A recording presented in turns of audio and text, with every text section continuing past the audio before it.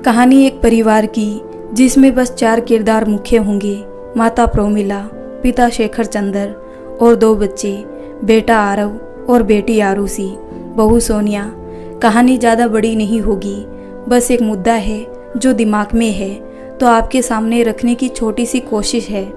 प्रोमिला एक हाउसवाइफ जिसका काम है घर और बाहर के हर मुद्दे पर बोलना, चाहे उसके बारे में पता हो या ना हो। चंद्रशेखर घर में ही रहते हैं क्योंकि जब से आरव ने काम करना शुरू किया है तब से उन्होंने सारे काम छोड़कर मन बीबी की बातों में लगा लिया है। एक 4 BH का खूबसूरत फ्लैट, आरव 26-27 साल का हैंडसम लड़का, घर का लाडला, एक प्राइवेट कंपनी में एम्प्लॉय, सैलरी 30,000। लेकिन लाडला तब जब तक वो सबकी ज़रूरतें पूरी करे। मैरिड वाइफ सोनिया एकदम सीरियल वाली बहू, जॉब के साथ साथ पूरे घर को संभाल कर रखने वाली, लेकिन घर में उसकी वैल्यू 10 रुपये से ज़्यादा नहीं, क्योंकि भाई जिसमें आजकल एक चॉकलेट भी बड़ी मुश्किल से आती है। अरे भाई इतनी वैल्यू भी इसलिए है कि घर में फ्री की काम करने वाली और बाहर जाकर जॉब करके 4 पैसे घर में लाती है। एक प्राइवेट स्कूल में टीचर, सैलरी 12,000। आरुषि 24 साल, बेहद खूबसूरत लड़की, बड़ी बड़ी आंखें, कॉलेज में पढ़ने वाली एक स्टूडेंट, बड़ी बड़ी आंखों में बड़े बड़े सपने, सबसे खास अपने मम्मी पापा की लाडली। उसे हर वो चीज़ चाहिए जो किसी आम मिडिल क्लास लड़की के पास तो हो ही नहीं सकती, और जो भी चाहिए वो बस हाजिर होना चाहिए। वो अब कैसे और कहाँ से लाना है ये मम्मी पापा जाने या फिर आरव। प्रोमिला पूजा घर में बैठी, बहू सुबह के 6 बज गए हैं तो अपने पापा जी को चाय दे दे, वरना सुबह सुबह फिर से शुरू हो जाएंगे। किचन में नाश्ता रेडी करती सोनिया। जी मम्मी जी, अभी देती हूँ। चाय कप में डालकर ट्रे में रखते हुए हॉल में जाकर, पापा जी चाय। चंद्रशेखर जी, बहू वो मुझे मेरा चश्मा भी पकड़ा दो। सामने ही टेबल पर चाय रखते हुए सोनिया ने चश्मा उठाकर आगे बढ़ाते हुए, लीजिए पापा जी। सोनिया आगे बढ़ते हुए दरवाजे से न्यूज़पेपर उठाकर पापा जी से, लीजिए न्यूज़पेपर। सोनिया फिर से किचन में काम करने लगी और नाश्ता बनाते बनाते कब 7 बज गए पता ही नहीं चला। सोनिया ने अपने दोनों हाथों को इतनी गति दी थी कि 2 लोगों का काम अकेले करने लगी और वहीं खड़े अपना नाश्ता किया। वो अक्सर रसोई में ही फटाफट नाश्ता करती थी। जब से आरव ने देखा था कि वो अक्सर जल्दी के चक्कर में अपना नाश्ता किए बिना ही निकल जाती है, सोनिया के लिए ये एक अच्छी बात थी। इस घर में की आरव से अरेंज मैरिज होने के बावजूद आरव पूरी ईमानदारी से अपना रिश्ता निभाता है, और यही एक वजह है सोनिया के चुप रहने की भी। प्रोमिला जी बोली, उठ जा आरुषि, 8 बज चुके, फिर तुमको कॉलेज भी जाना है मेरे बच्चे। और हाँ, कल तुम्हारा बर्थडे है तो बताओ तुमको क्या गिफ्ट चाहिए। आरुषि ने अपनी बड़ी बड़ी आंखें खोलते हुए, मम्मा मुझे आईफोन का टॉप मॉडल चाहिए, क्योंकि मेरी सारी फ्रेंड्स के पास महंगे फ़ोन है। अब आप ही बताओ उनको देखकर मुझे कैसा लगता होगा। प्रोमिला जी बोली, चल ठीक है, शाम को करती हूँ आरव से बात। अभी उठ और जाकर नाश्ता कर ले, टेबल पर लगा दिया है। आरुषि ने कहा, ओके मम्मी। पूरा दिन इसी तरह बीत गया। शाम को चाय पीते हुए प्रोमिला ने चाय का कप चंद्रशेखर की ओर बढ़ाते हुए, देखिए जी, आरुषि के बर्थडे पर आईफोन तो देना ही पड़ेगा, और मैं सोच रही हूँ इस बार पार्टी घर में ना करके बाहर होटल में ही कर लेते हैं, क्योंकि घर पर ताम झाम करना मुझको तो अच्छा नहीं लगता, और उसकी सहेलियाँ भी तो आएंगी। कुछ तो हमारी भी इज्जत बढ़नी चाहिए चंद्रशेखर जी।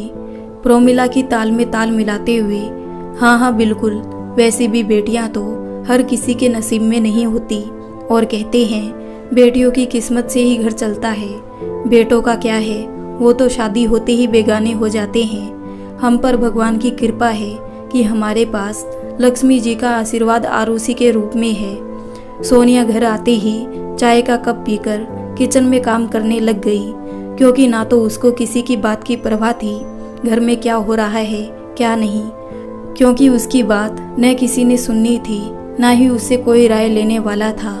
तो उसने खुद को इन बातों में उलझाने की बजाय खुद को काम में व्यस्त रखना ही अच्छा समझा था। इसलिए MBA करने के बाद भी छोटे से स्कूल में जॉब कर रही थी, क्योंकि उसे जहां जॉब के ऑफर मिल रहे थे वो काफ़ी दूर थे और आरव और घर की जिम्मेदारी के कारण वो बेंगलोर या नोएडा में जॉब नहीं कर सकती थी और डिनर की तैयारी में लगी रही बिना किसी तर्क वितर्क के। आरव को दरवाजे पर आता देख सोनिया का चेहरा खुशी से चमक गया और किचन से नींबू पानी का गिलास लेकर बाहर आ गई। प्रोमिला जी बोली, अरे बहू, तुम वो नींबू पानी पैकेट वाली क्यों नहीं बना लेती? उसमें चीनी भी नहीं डालनी पड़ती और पीने में भी अधिक स्वाद लगता है। वैसे भी गर्मी के मौसम में नींबू की कीमत आसमान छूने लगती है। प्रोमिला ने अपना तर्क सामने रखते हुए कहा। सोनिया ने हल्का सा सिर हिलाते हुए जी कहा और गिलास को आरव के आगे करते हुए, लीजिए। प्रोमिला फिर से, सोनिया जाकर रसोई में आरुषि के लिए सलाद की प्लेट तैयार कर दे, क्योंकि वो खाना तो नामात्र ही खाती है। आरव वहीं हॉल में सोफे पर बैठ गया। चंदर जी बोले, और बेटा कैसा रहा आज का दिन? आरव ने गिलास को मुंह लगाते हुए, जी ठीक था। चंदर ने एक सरसरी सी नज़र प्रोमिला पर डाली। प्रोमिला ने बात आगे बढ़ाते हुए, आरव 2 दिन बाद तुम्हारी छोटी बहन का बर्थडे है, तो तुम और सोनिया अपनी तरफ से क्या गिफ्ट दोगे? आरव ने गिलास टेबल पर वापस रखते हुए अपनी जेब से 5,000 रुपये निकालकर आगे बढ़ाते हुए, माँ आरुषि खुद ही ले लेगी जो उसे पसंद है। आरव मन ही मन सोच रहा था, ये पैसे तो मैंने सोनिया के लिए एक जोड़ी पायल के लिए कई महीनों तक बचत करने के बाद बचा कर रखे थे। चलो, आरुषि की खुशी भी जरूरी है।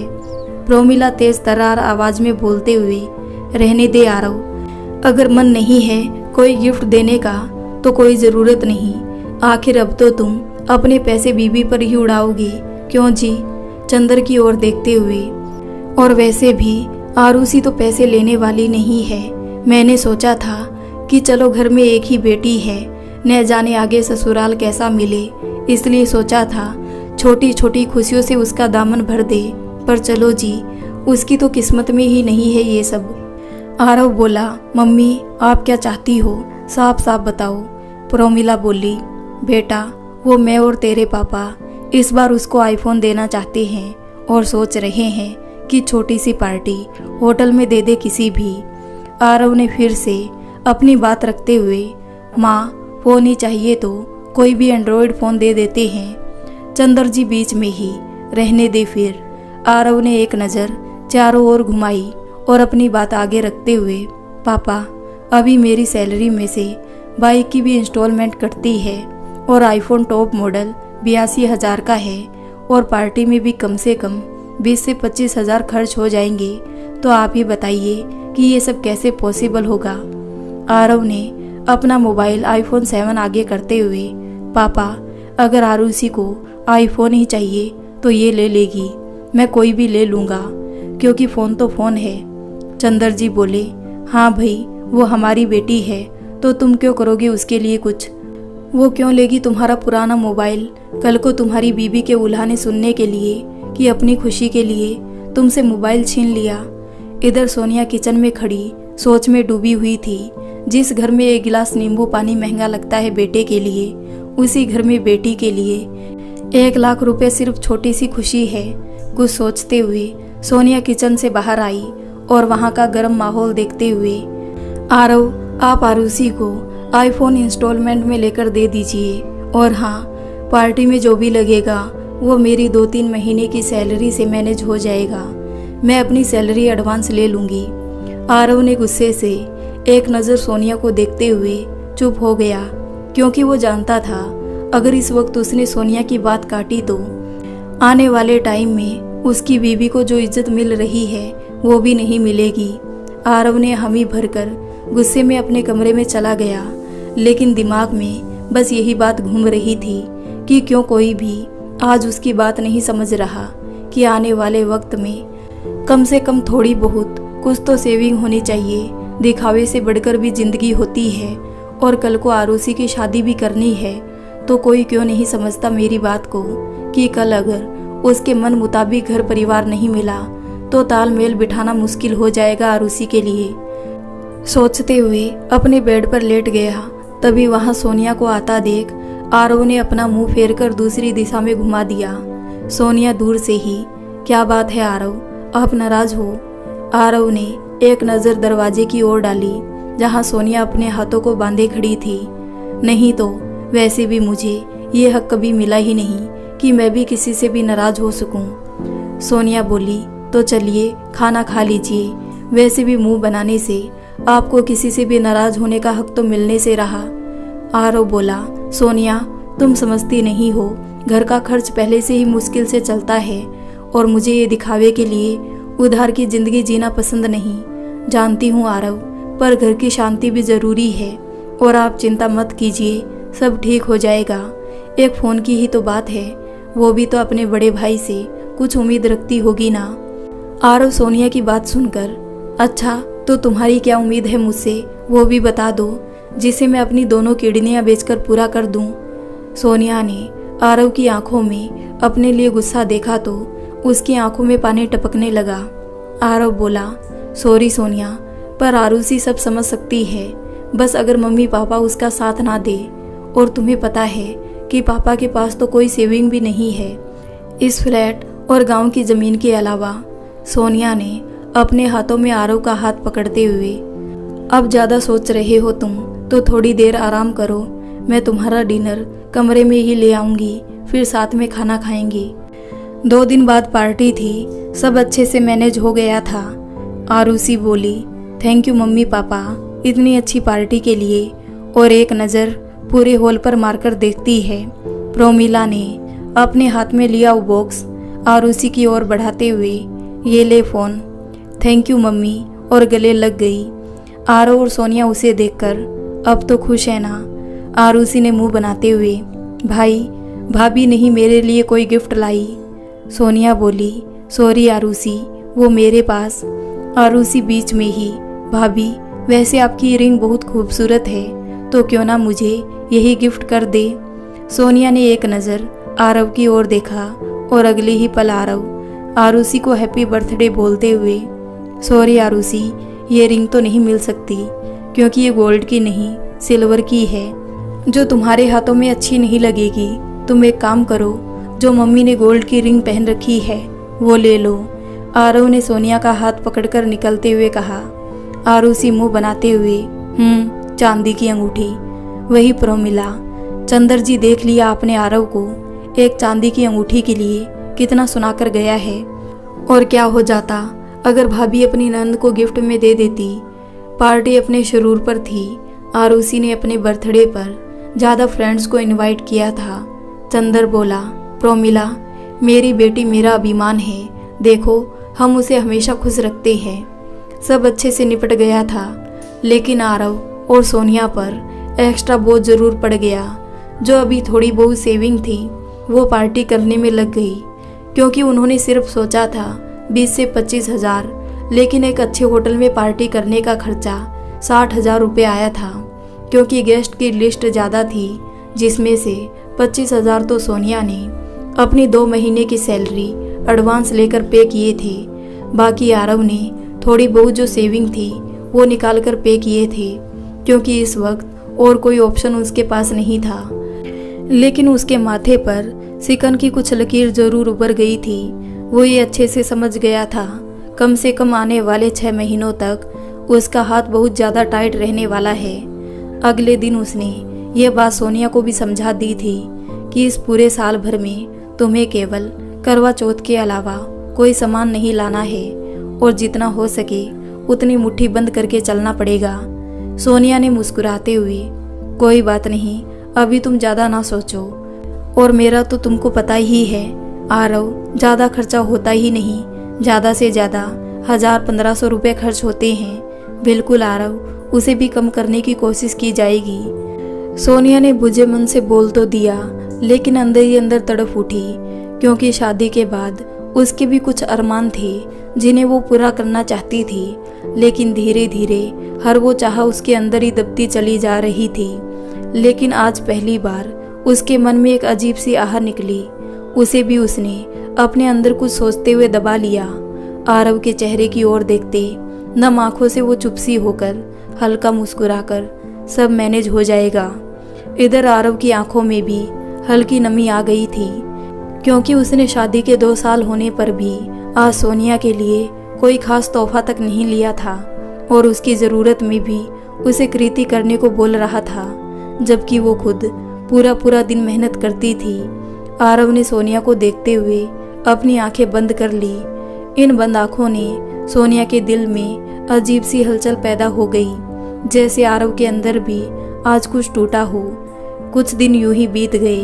घर में राशन के सामान में कटौती होने लगी। सोनिया भी अपना मन मारकर 500-700 रुपये ही अपने ऊपर खर्च करती, वो भी अगर ज़रूरत हो, वरना नहीं। शुरू के 2 महीने तो बड़ी मुश्किल से निकाले, क्योंकि इस बीच सोनिया की भी सैलरी नहीं आने वाली थी। 4 महीने निकलते निकलते काफ़ी हद तक ठीक होने लगा था, लेकिन आज का दिन जहाँ खुशी का था, वहीं सोनिया और आरव के लिए थोड़ी गमी भी शामिल होने वाली थी इस खुशी में, जिससे सोनिया के मन में थोड़ी कड़वाहट जरूर आएगी। सोनिया ही क्यों, कोई भी लड़की होती तो ये कड़वाहट आना लाजमी है। आरव की नींद आधी रात में खुली तो देखा सोनिया बेड पर नहीं है। उसने रूम की लाइट ऑन कर अपनी नज़रें इधर उधर दौड़ाई तो सोनिया उसे वॉशरूम में नजर आई। वहाँ वॉमिट करके वापस रूम में आ रही थी। आरव बेड से खड़े होते हुए, क्या हुआ सोना, तबीयत को? सोनिया हल्का सा मुस्कुराते हुए, कुछ नहीं, आप खुद समझदार हो तो इशारा है इसका। आरव बेख्याल सा, सोना यहाँ तुम्हारी तबीयत ठीक नहीं है और तुम केबीसी खेल रही हो मेरे साथ। सोनिया ने मुस्कुराते हुए एक स्ट्रिप आरव के सामने रखते हुए, जिसमें कुछ लाइनें बनी हुई थी। आरव ने सोनिया को वापस बेड पर बैठाकर, सोना ये सच है क्या? सोनिया ने अपनी नज़रें उठाई और बस गर्दन को हल्का हिला दिया। हाँ आरव, थैंक यू सोना, आई लव यू सोना, मुझे इतनी बड़ी खुशी देने के लिए। तुम्हें मैं कल ही डॉक्टर के पास ले चलूँगा और हाँ, पूरा ख्याल रखना होगा। आरव ने सोनिया का हाथ अपने हाथ में पकड़कर, सुबह ही मम्मी पापा को बता दूंगा कि वो दादा दादी बनने वाले हैं, अभी तुम सो जाओ सोना। आरव बोलकर फिर से सो गया। सुबह आँख खुली तो प्रोमिला जी की आवाज़ें सुन रही थी। कितनी आलसी लड़की है जो 7 बजने को आई और अभी तक नहीं उठी। आरव ने सोनिया पर एक नज़र डाली और फ्रेश होने के लिए चला गया। थोड़ी देर बाद ऑफिस के लिए निकलना था तो स्कूल में कॉल करके बोल दिया था आज सोनिया नहीं आएगी। बाहर निकल गया, देखा 2 साल में पहली बार उसे किचन में जाकर खुद के लिए चाय और ब्रेड लेने पड़े थे। फिर भी आरव के चेहरे पर खुशी थी। वो चुपचाप ब्रेड खाकर रेडी हुआ और जल्दी से चंद्रशेखर के रूम में चला गया। चंद्र जी मुंह बनाते हुए, क्या बात है आरव, आज सुबह सुबह ही तुम्हारे दर्शन हो गए। इधर प्रोमिला जी हाथ में चाय और बिस्किट की ट्रे लिए आई, थोड़ा सख्त लहजे में। आरव क्या हुआ, आज बहू अब तक नहीं उठी, जबकि उसे स्कूल भी जाना है, पर लगता नहीं आज हमें नाश्ता मिलने वाला है। महारानी बिना बात के अब तक सरहाट रही है। आरव बोला, मम्मी कल पूरी रात उसे नींद नहीं आई, इसलिए सो रही है, और आज तो शनिवार है, तो आप और आरुषि मिलकर नाश्ता बना लीजिए। मैं थोड़ी देर में सोनिया को लेकर डॉक्टर के पास जा रहा हूँ, इसलिए थोड़ी देर बाद ऑफिस से आ जाऊँगा। आरव ने अपनी बात को पूरा करते हुए कहा। प्रोमिला के चेहरे पर मिले जुले भाव थे। कोई उन्हें देखकर बता ही नहीं सकता था कि वो खुश है या नहीं। आरुषि ने जब ये बात सुनी, वो जरूर खुश हुई एक बार, क्योंकि आखिर आज पहली बार बुआ जो बनने वाली थी, उसने ही आज अपनी मम्मी को समझाते हुए कहा, मम्मी क्या हुआ अगर एक दिन आप नाश्ता बना लोगी? वैसे भी मैं भाभी के हाथ का खाना खा खा कर बोर हो चुकी हूँ। हर रोज वही टेस्ट आता है जो आपके हाथों के स्वाद से बिल्कुल अलग है। आरुषि की बात सुन प्रोमिला जी चने के झाड़ पर तो चढ़ गई, लेकिन शाम होते होते घर का सारा काम करने में उनकी कमर दर्द होने लगी, क्योंकि आरुषि ने कभी रसोई में काम किया ही नहीं था, ना ही प्रोमिला जी उससे कुछ करवाना चाहती थी। डॉक्टर ने सोनिया का चेकअप करने के बाद आरव को एडवाइस देते हुए कहा, देखिए आपकी मिसेज काफ़ी वीक है और उनमें हीमोग्लोबिन मतलब खून की काफ़ी कमी है, तो उन्हें स्टार्टिंग के कुछ मंथ टोटली बेड रेस्ट चाहिए, जिससे और उनको संतुलित आहार का ध्यान रखना होगा आपको, क्योंकि उनमें इस वक्त जिस मात्रा में ब्लड होना चाहिए उससे आधी मात्रा में भी नहीं है। ये कुछ मेडिसिन मैं आपको लिख दे रहा हूँ, बाकी डाइट आपको दूसरे कैबिन में बैठी नर्स समझा देगी।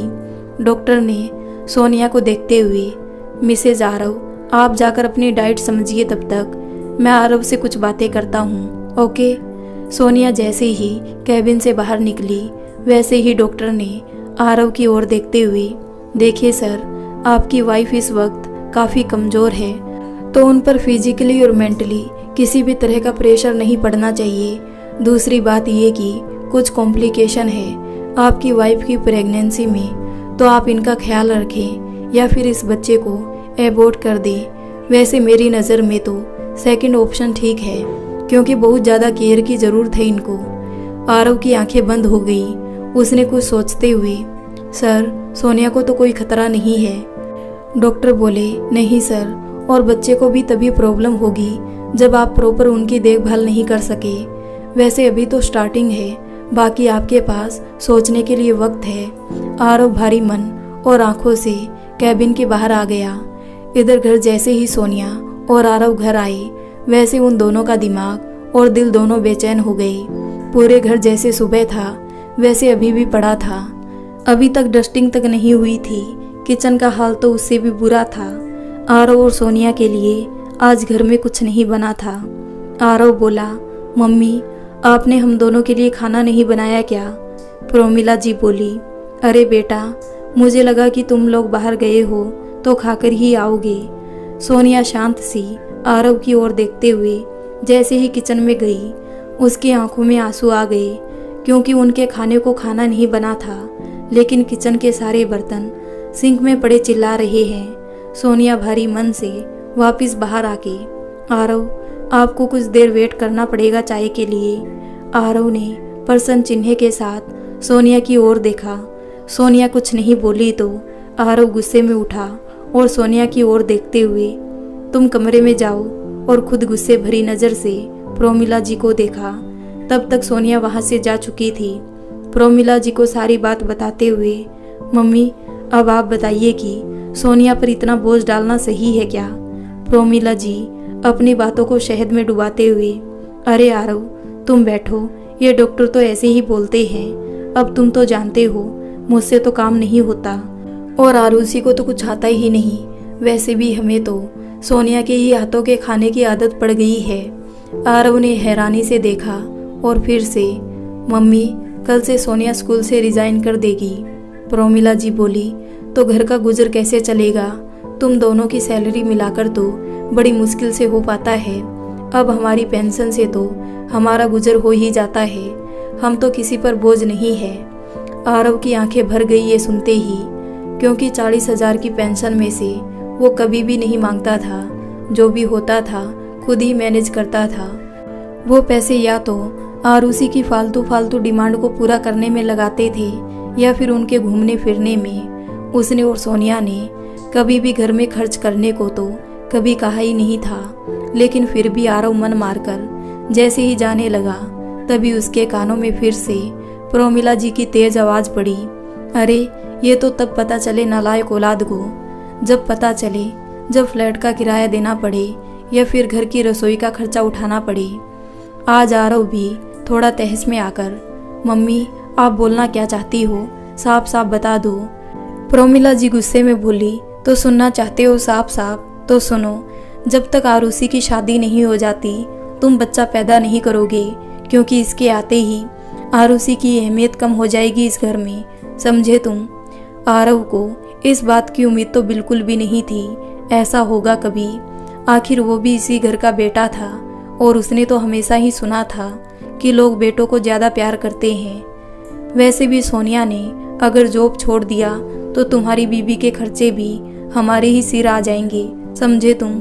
आरव अपनी माँ की मुँह से इस तरह की बात सुनकर अवाक सा रह गया, लेकिन फिर भी उसने अपनी आखिरी दलील पेश करते हुए, मम्मी, मुझे नहीं लगता कि मैं इस घर का बेटा हूँ। आरव ने इतना बोला ही था कि उससे पहले ही चंदर जी ने उसके गाल पर एक जोरदार चांटा मारते हुए, बेटा जी, अगर ऐसा है ना तो यही सही, पर अब तुम इस घर में रहने का रेंट दोगे और साथ में मेंटेनेंस भी। अब 4 BHK रेंट तो जानते ही हो ना क्या चल रहा है। बोलो तो बताऊं, पूरे 20,000 समझे तुम। और हाँ, 6 मंथ का एडवांस भी। अब घर में रहोगे तो घर की साफ सफाई भी करनी पड़ेगी। आरव आज ठगा सा रह गया, क्योंकि वो तो हमेशा ही पूरी सैलरी प्रोमिला जी को पकड़ा देता था, सिर्फ अपनी ज़रूरत के हिसाब से कुछ रुपए रखकर। चंदर जी ने एक बार और तेज आवाज में कहा, हाँ ये तो सुनते जाओ कि जो भी सैलरी तुम्हें मिलती है उस पर हमारा भी हक है। आखिर बूढ़े माँ बाप की सेवा तो करोगे ही, वरना हमको कोर्ट का दरवाजा खटखटाने में देर नहीं लगेगी। आरव थोड़ा परेशान सा सोनिया के पास अपने कमरे में चला गया। उसने ना चाहते हुए भी सारी बात सोनिया को बताई। सोनिया ने एक उम्मीद भरी नज़र से आरव की ओर देखते हुए, ओह ये बात हुई आपकी बाहर, तो अब आप बताइए क्या चाहते हो, उसके बाद मैं आपको बताऊंगी क्या करना है क्या नहीं। अपनी पलकों को हल्का सा झपकाते हुए आरव ने एक बार फिर सोनिया को देखकर, सोना पता नहीं क्यों हो रहा है ये सब, मुझे नहीं पता था कि कभी ऐसा भी होगा, लेकिन अब तो ऐसा हो चुका है। इन बातों के बारे में सोचने का कोई फ़ायदा नहीं। वैसे भी पापा जी चाहते हैं कि हम उनको सैलरी का कुछ हिस्सा दें तो ठीक है ना। वैसे भी आपकी तो कंपनी का यही रूल है कि आपको अपने माता पिता को अपनी सैलरी का 20% देना होगा। तो डोंट वरी, मुझे इस बात से फ़र्क नहीं पड़ता, क्योंकि वो आपके माता पिता है और ये हमारा परिवार है, तो हमें अपना फ़र्ज़ और आपको अपने बचपन का कर्ज तो चुकाना ही चाहिए। आरव ने कहा, सोनिया तो फिर हम ये बेबी। सोनिया बीच में ही, आप पहले बात तो पूरी सुनिए, उसके बाद बोलना। आरव बोला, मतलब? सोनिया की आंखें नम हो गई। आप जानते हो पिछले 1.5 साल से मैं अपने घर नहीं गई, उसकी वजह भी आप जानते हो।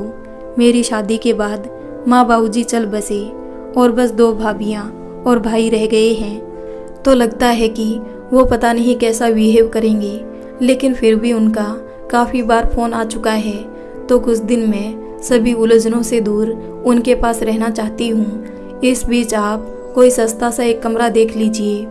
आरव हैरानी से, मतलब तुम मम्मी पापा से अलग रहना चाहती हो? पर मैं ऐसा नहीं कर सकता, समझ रही हो तुम?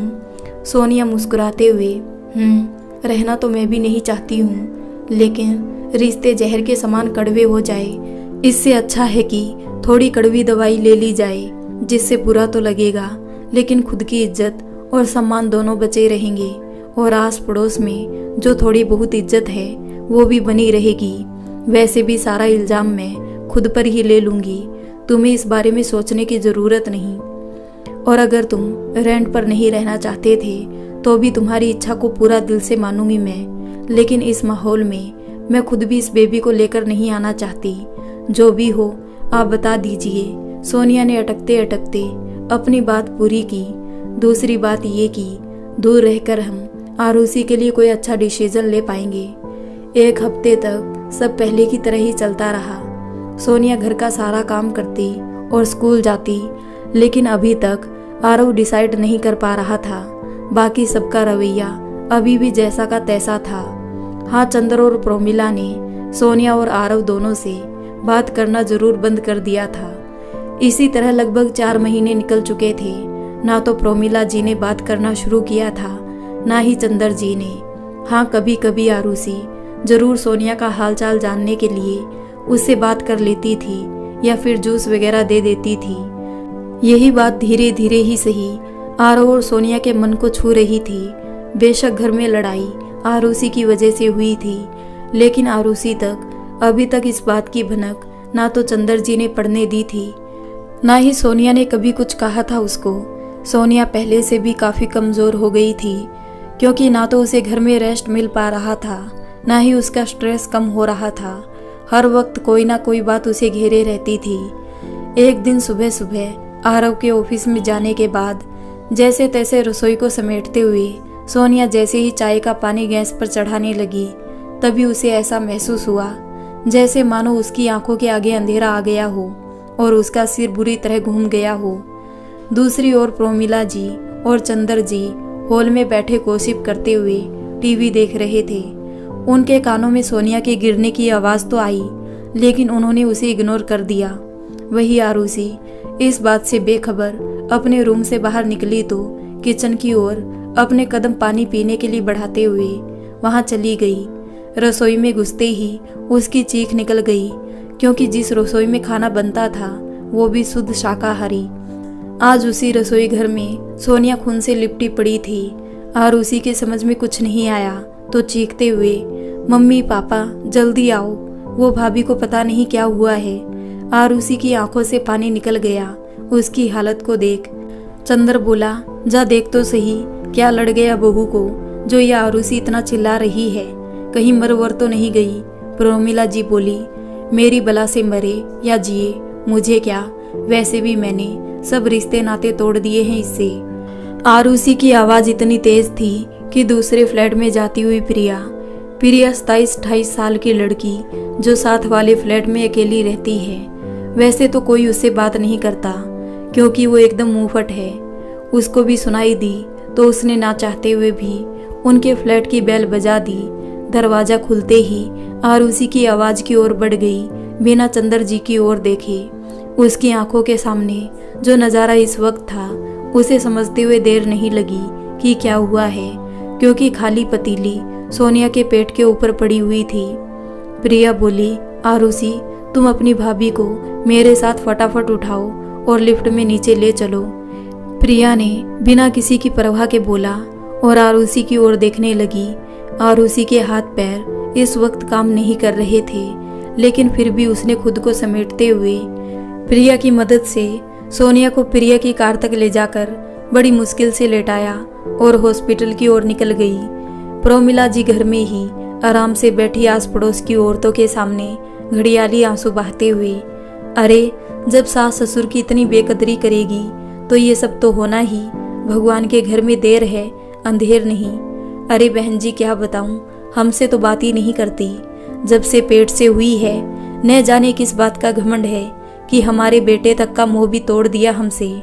अब तो दोनों जी हमसे बात तक नहीं करते हैं। शाम होते ही दोनों अपने कमरे में घुस जाते हैं। न जाने किस बात की बेकरारी रहती है दोनों को। सामने बैठी पड़ोसन नमकीन के साथ चाय पीते हुए, अरे दीदी आजकल की लड़कियों का तो पूछो ही मत, बुरा हाल है।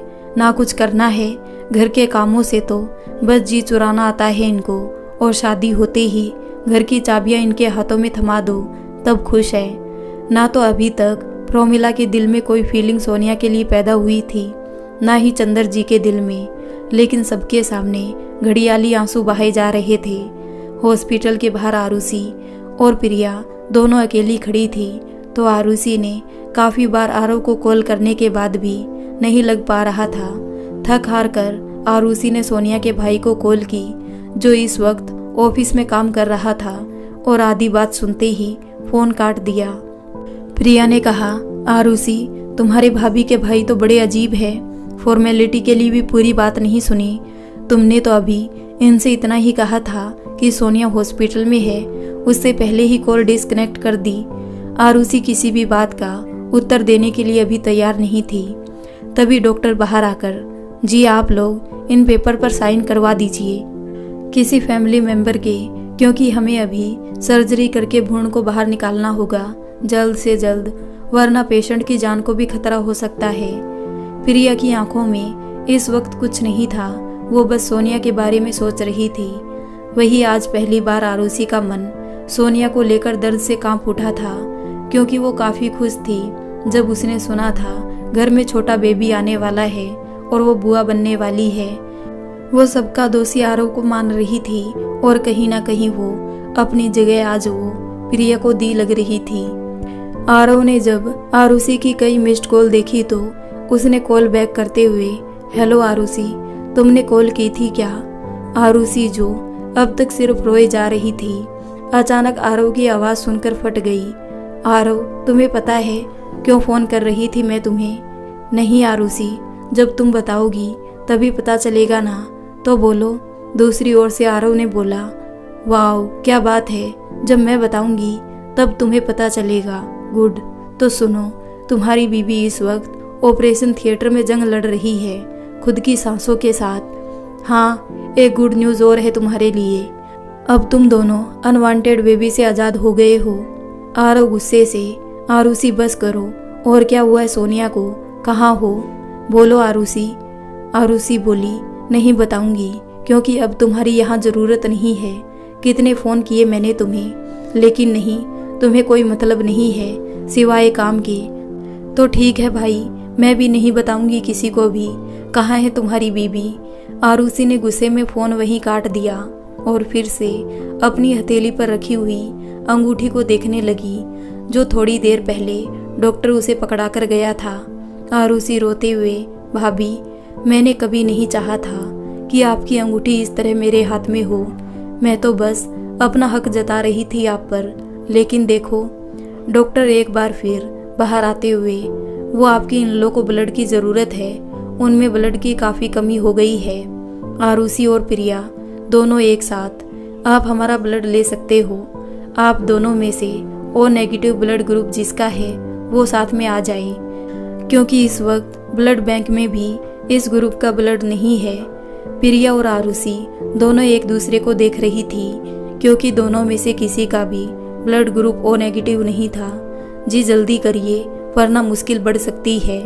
तभी आरव के साथ आते उसके फ्रेंड और कंपनी के मैनेजर ने आवाज़ लगाते हुए, सर मेरा ब्लड ग्रुप है ओ नेगेटिव, चलिए। आरुषि ने आरव की ओर देखा तो अपनी नज़रें फेर ली। आरव ने कहा, थैंक्स प्रिया, तुमने मुझे लोकेशन सेंड कर दी। आरव बेचैन सा इधर उधर चक्कर लगा रहा था। तभी सोनिया के भाई भाभी आते हुए दिखाई दिए तो आरव उसके कंधे पर हाथ रखते हुए, क्या हुआ सोना को। आरुषि गुस्से से बीच में ही बोल पड़ी, इनसे क्यों पूछ रहे हो, कभी अपनी बहन को मिलने की कोशिश की आपने, जो अब यहाँ। दूसरी ओर से सोनिया का भाई बिल्कुल शांत था कि तभी एक नर्स आते हुए, सर उसे ज़्यादा ब्लड तो हम उनका भी नहीं ले सकते, लेकिन पेशेंट को कम से कम अभी भी 3 बोतल ब्लड की चाहिए। सोनिया की भाभी नेहा, जो एकदम सिंपल सी थी, उधर देखते हुए, जी आप जाइए ना, ये सब बातें बाद में करना, अभी हमारी सोना को हम सबकी ज़रूरत है। अब आगे इस वक्त इन सब बातों को सुलझाने बैठे तो वक्त ना निकल जाए। नेहा की आंखें नम थी, लेकिन फिर भी खुद को और अपने पति रवि को संभाले कंधे से कंधा मिलाकर खड़ी थी। सवाल तो बहुत थे उसके मन में, पर अभी ये जानना उसके लिए ज़रूरी नहीं था। नेहा जितनी सिंपल थी उतनी ही समझदार भी। आरव की कंडीशन वो अच्छे से समझ रही थी, क्योंकि वो आते वक्त खाना लेकर आई थी। तो आरव और आरुषि को देखते हुए, लीजिए खाना खा लीजिए आप सब, क्योंकि इस तरह टहलने से कोई भी मुसीबत हल नहीं होने वाली। आरव और आरुषि ने तो साफ मना कर दिया, लेकिन प्रिया ने आरुषि को समझाते हुए, चलो तुम यहाँ सुबह से चक्कर काट रही हो, मेरे साथ तो थोड़ा बहुत खा लो, फिर तुम्हें ही केयर करना है, ठीक है। भूख तो प्रिया को भी नहीं थी, लेकिन थोड़ी देर के लिए ही सही वो आरुषि को रिलैक्स फील करवाना चाहती थी। इस वक्त आरुषि ही वो शख्स थी जो सुबह से भाग दौड़ कर रही थी बिना थके। बाकी सब तो काफ़ी देर बाद आए थे, और वो दृश्य सब लोगों में से सिर्फ प्रिया और आरुषि ने ही देखा था, जो उनकी आंखों के सामने बार बार घूम रहा था। मैनेजर व्योम ने एक नज़र आरुषि के चेहरे पर डालते हुए देखा, जो इस वक्त मासूम सी एक कोने में खड़ी थी, और आरव की ओर देखते हुए, सब ठीक हो जाएगा, हो जाता है कभी कभी ऐसा गलती से, लेकिन अगर हम गलतियों से भी सबक ना ले तो सबसे बड़े मूर्ख है। तो आने वाले वक्त के लिए सबक ही सही कुछ तो मिला। कुछ देर में सोनिया का ऑपरेशन हो चुका था, वो अभी बेहोश थी। डॉक्टर बोले आरुषि और प्रिया की ओर देखते हुए, आप दोनों में बहुत हिम्मत है जो इन्हें इस कंडीशन में भी अकेले हॉस्पिटल ले आई, वरना अच्छे खासे इंसान की हिम्मत जवाब दे देती है। वैसे अगर आप दोनों 5 मिनट भी लेट होती तो केस क्रिटिकल हो सकता था। 2 घंटे तक मिसेज आरव को होश आ जाएगा, तब आप सब इनसे मिल सकते हैं। बस ध्यान रहे उनसे बातें ज़्यादा ना करें। प्रिया थोड़ा रिलैक्स हो गई, वही आरुषि और आरव भी अभी नाराज थे। नेहा के मन में सोनिया को लेकर बहुत कुछ चल रहा था, जिनके जवाब वो आरव या सोनिया से ही जानना चाहती थी। नेहा मन ही मन परिवार क्या होता है बुरे वक्त में ही पता चलता है, और मुझे सिर्फ सोना के परिवार में सिर्फ उसकी ननद ही दिखाई दे रही है। प्रिया अपनी सोच में डूबी हुई, क्या यही परिवार है जो एक बार भी हाल जानने तक नहीं चाहते। आरव के दोस्त की ओर देखते हुए, इससे अच्छा तो बेगाने ही सही है, कम से कम झूठा ही सही दिखावा तो कर देते हैं और कभी कभी सच में दुख की घड़ी में खड़े भी होते हैं। ऐसे परिवार से ना होना ही अच्छा है मैं अकेली रहती हूँ, कम से कम गम तो नहीं होगा कि किसी ने साथ नहीं दिया मेरा। आरव बोला, काश वक्त रहते मैंने अपने परिवार के लिए कोई डिसीजन ले लिया होता। घर में चंदर जी, देखो प्रोमिला, कुछ दिन तुम घर में काम वाले लगा लेना, 1000-1500 में, बाकी रसोई तुम संभाल लेना। 10-15 दिन बाद तो सोनिया खुद संभाल लेगी, फिर रसोई में खुद लग जाएगी। प्रोमिला बोली, अब क्या मैं काम करूँगी? आपको तो पता है जी, सुबह से अब तक मेरे घुटने दर्द होने लग गए हैं, मुझसे ना होगा काम वाम। एक काम करो, कुछ दिन अपनी बहन को घर बुला लो। चंदर जी बोले, हाँ, जैसे वो तो पगलेट है ना, एक बार बुलाने से आ जाएगी। याद है आरव की शादी में कितना जलील किया था तुमने उसको, सारी ज्वेलरी तुम्हारे पास थी और इल्जाम उस पर लगा दिया था। वो तो किसी को शक नहीं हुआ कि सोनिया के मायके और यहाँ की सारी ज्वेलरी तुम्हारे पास है, वरना तो सोचो क्या होता उस वक्त। प्रोमिला हल्का नाराज होते हुए, छोड़ो जी, मैंने कौन सा खुद के लिए रखी है संभाल कर, अपनी बेटी के ही काम आएगी। और मैं तो सोचती हूँ उसका ब्याह अच्छे से घर में कर देंगे और आराम से दामाद के घर में आराम से जीवन व्यतीत करेंगे, वरना आरव के साथ रहकर तो यही जिंदगी मिलनी है जो अब तक मिलती आ रही है। दरवाजे पर खड़ी नेहा की आंखें एकदम सूख गई।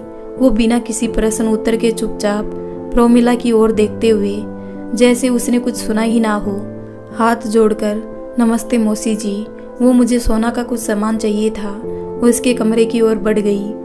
4 दिन हॉस्पिटल में यूं ही निकल गए।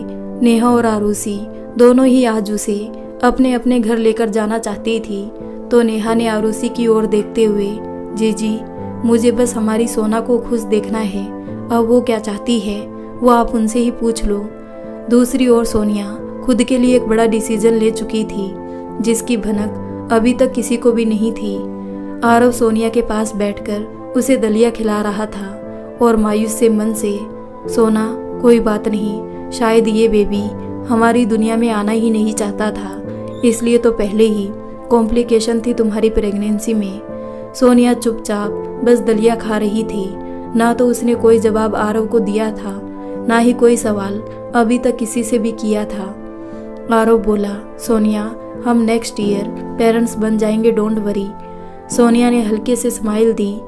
तभी वहां आती नर्स ने उसे इंजेक्ट करते हुए, सॉरी सर, आप आने वाले 5 साल तक आप पेरेंट्स नहीं बन पाओगे, क्योंकि आपकी वाइफ ने अभी अभी जो इंजेक्शन लिया है उसे वो कंसीव नहीं कर पाएगी 5 साल तक। आरव ने हैरानी से सोनिया की ओर देखते हुए कुछ नहीं कहा और बाहर निकल गया, क्योंकि वो हॉस्पिटल में कोई ड्रामा क्रिएट नहीं करना चाहता था। पर इस वक्त उसे सोनिया पर गुस्सा बहुत आ रहा था, लेकिन दिमाग में बस यही घूम रहा था कि सोना ने उसे बिना बताए कोई डिसीजन लिया है जिस पर उसका भी हक था। नेहा ने आरव की ओर देखा जो अभी अभी वेटिंग रूम में एंटर हुआ था। आरव, आरुषि, मैं तुम दोनों से पूरा सच जानना चाहती हूँ। आरुषि बोली, मुझे ज़्यादा कुछ नहीं पता भाभी, बस इतना जानती हूँ कि इन दोनों की गलती की वजह से ये सब हुआ है। आरव ने नेहा की ओर देखा और अपनी नज़रें नीचे करते हुए पास पड़ी चेयर पर बैठ गया। आरव ने नेहा को सब कुछ सच सच बता दिया कि क्या और कैसे हुआ। आरुषि ये बात सुनकर अवाक सी रह गई।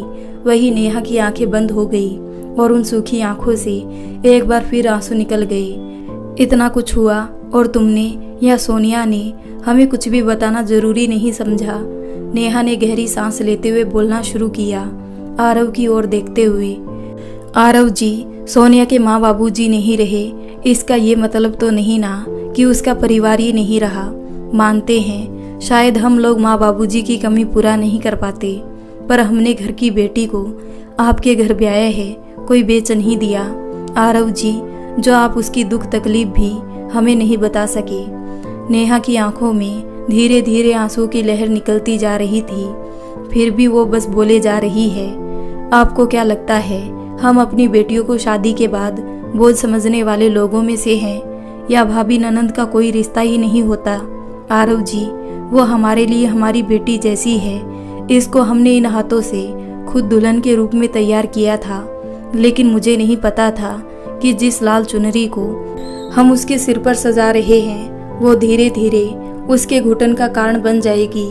और आरुषि जी, आपको क्या लगता है हम लोग कभी सोना से मिलने नहीं आए, पर हर बार आपके घर वालों ने हमें बेइज्जत करके रख दिया।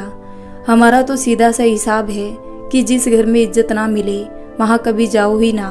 और हम लोग सोनिया से स्कूल में ही मिलकर चले जाते थे, लेकिन इसका मतलब ये नहीं कि हमारा रिश्ता ही खत्म हो गया सोना से। शायद ये आपके घर में होता हो आरुषि, पर मेरे लिए रिश्ते हाथ में लगे नाखून की तरह है, जिन्हें काटा तो जा सकता है, पर अगर तुम उसे जड़ से उखाड़ने की कोशिश करोगे तो मांस के साथ साथ खून भी जरूर निकलेगा, जैसे आज हमारी सोना और आरुषि के साथ हुआ है।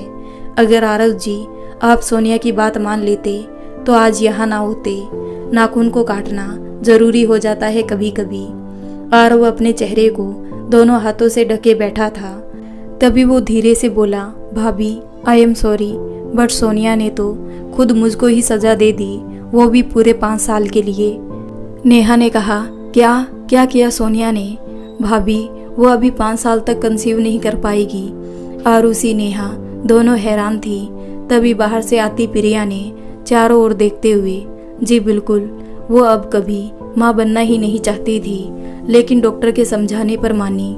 डॉक्टर ने सोनिया की मेंटली और फिजिकली कंडीशन को ध्यान में रखते हुए कहा तो उसने हाँ कर दिया। कुछ सोचते हुए प्रिया ने अपनी बात पूरा करते हुए कहा, वैसे मेरी नज़र में उसका डिसीजन बिल्कुल ठीक है। अब पूरी फैमिली मिलकर भी उसकी देखभाल ना कर सके तो क्या फ़ायदा। मैं तो बोलती हूँ जो हुआ अच्छा ही हुआ।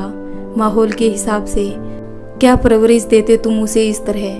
प्रिया के सवाल का किसी के पास कोई जवाब नहीं था, लेकिन मन ही मन आरुषि खुद को इन सब का जिम्मेदार मान रही है। आरव खुद में उलझा हुआ एकदम शांत सा बिना किसी भाव के सुनने में देखकर सोच रहा था, काश कि मैं लड़का ना होकर एक लड़की ही होता। कम से कम मेरी फीलिंग, मेरे जज्बात, मेरा दर्द यहाँ कोई तो समझ पाता, पर नहीं, यहाँ तो सबको सोनिया, प्रिया, आरुषि और नेहा ही ठीक लग रही है। क्यों, क्या कसूर है मेरा? यही कि मैं हमेशा चुप था, या ये कि मैं आदर्श बेटा बनना चाहता था? नहीं, पर मैंने ये तो कभी नहीं चाहा था ये सब हो सोना के साथ। मैं तो बस इसलिए चुप था कि कल अगर मैंने ये घर छोड़ दिया तो बात सोना पर आएगी कि 4 दिन की आई लड़की ने घर का बंटवारा कर दिया। सब यही कहेंगे, इकलौता बेटा होते हुए भी माँ बाप का सहारा तक ना बन सका। जानता हूँ सोना ने जो दर्द सहा है उसका कहीं ना कहीं गुनहगार मैं हूँ, लेकिन मुझे नहीं पता था कि मेरा चुप रहना मेरे प्यार की निशानी को ही छीन लेगा मुझसे। अरे जितनी खुश सोना थी उससे ज़्यादा खुश था मैं। रात भर नींद उसे नहीं आती थी तो सिर मैं दबाता था उसका। दिन भर ऑफिस में काम करने के बाद भी हमेशा हर काम में उसकी मदद कर रहा था। मैं खुद से क्या कहूँ कि कातिल हूँ मैं अपने ही। सोचते सोचते आरव की आंखें भारी होने लगी तो उठकर वॉशरूम की ओर बढ़ गया। मुंह पर पानी के छींटे मारते हुए उसके अनदेखे से आंसू भी उसी पानी में घुल गए। सोनिया को नेहा अपने साथ घर ले गई, इसलिए नहीं कि वो उसकी केयर करना चाहती थी, बल्कि इसलिए कि नेहा चाहती थी कि सोनिया अपने हक के लिए बोलना सीखे। अगर वो वक्त रहते बोलती तो कुछ हद तक आरव भी उसका साथ देता, और शायद उसकी चुप्पी का फ़ायदा कुछ स्वार्थी लोग ना उठा पाते, जैसे प्रोमिला और चंदर ने उठाया। नेहा को ये बात सोनिया की भी अच्छी नहीं लगी थी कि वो हर बात को आरव पर छोड़ देती थी, जो उसकी सबसे बड़ी गलती नेहा को लग रही थी। कुछ महीने यूं ही निकल गए। सोनिया अभी भी अपने घर थी। यहाँ आरुषि ने अपनी जी जान बस अपनी पढ़ाई में लगा दी और दिन रात अच्छी जॉब ढूंढने में लग गई थी। अब ना तो वो किसी से बात करती थी, ना ही कोई फरमाइश। इस बीच 1-2 रिश्ता आया आरुषि के लिए, काफ़ी बड़े घरों का, पर आरुषि ने साफ लहजों में मना कर दिया कि वो शादी नहीं करना चाहती। नेहा हाथ में फ्रूट की प्लेट लिए, सोना ये ले, और आगे क्या सोचा है ये बता। सोनिया ने एक नज़र नेहा पर डालते हुए, भाभी लगता है मैं आप दोनों भाभियों पर बोझ बनने लगी हूँ अब। नेहा ने कहा, देख सोना, मैंने उस दिन भी कहा था, आज फिर से समझा रही हूँ, ये बोझ वाली बात मेरे सामने तो मत ही कर, क्योंकि हमने कभी भी तुम्हें बोझ नहीं माना है। लेकिन जिंदगी में आगे तो बढ़ना ही है, उसके लिए कदम तो बढ़ाने ही पड़ेंगे तुम्हें। और कब तक तुम आरव से नाराज रहोगी? देखा जाए तो गलती उसके साथ साथ तुम्हारी भी थी।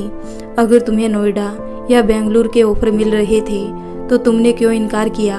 तुम्हारे पास अच्छी अपॉर्चुनिटी थी, बस तुम्हें आरव को ही तो मनाना था ना। लेकिन तुम्हें भी महान बनने का शौक चढ़ा था। नेहा ने सांस लेते हुए फिर से बोलना शुरू किया, देखा अब जो हो चुका है उसको तो बदला नहीं जा सकता, पर हाँ, जो होने वाला है वो जरूर हमारे हाथ में है। सोनिया, लड़कों की हालत शादी के बाद अजीब हो जाती है। अगर वो सबके बीच तालमेल बिठाने में असफल हो जाए, वही आरव के साथ भी हुआ है, लेकिन इसका मतलब ये तो नहीं ना कि तुम उसका साथ ही छोड़ दो। सोनिया बस चुप थी, उसने कुछ नहीं कहा और रवि के रूम में जाकर, भैया मुझे आपका लैपटॉप चाहिए। रवि ने कहा, ले लो। सोनिया ने नौकरी काम पर अपना रिज्यूम डाला और नेहा को देखते हुए, भाभी अब जो होगा उसमें अगर आरव ने साथ दिया तो ठीक, वरना मुझे कुछ और स्टेप उठाना होगा। भाभी उस दिन अगर आप मुझे ना समझाती तो मैं कोई भी फैसला नहीं ले पाती, पर अब। नेहा ने कहा, सोना देख, तुम चाहे मुझे इस वक्त गलत समझना, पर तुम और मैं आरव को नहीं समझ सकते, क्योंकि वो तुम्हें बहुत चाहता है। यहाँ प्रोमिला और शेखर चंदर अपने में ही मस्त थे। उन्हें आरुषि का बिहेव अजीब तो लगता, लेकिन कुछ पता नहीं चलता।